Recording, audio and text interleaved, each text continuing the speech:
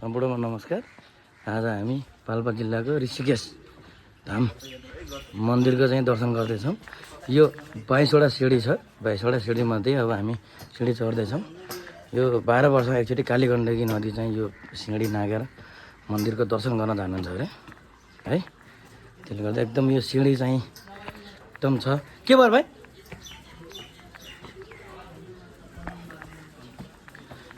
हामी सिँढी हिँड्दैछौँ, मन्दिर दर्शन गर्दैछौँ।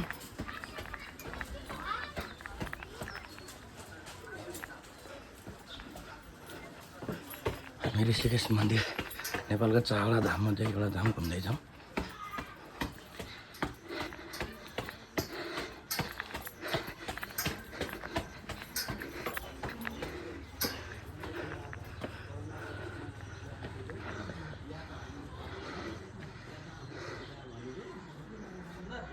हजुर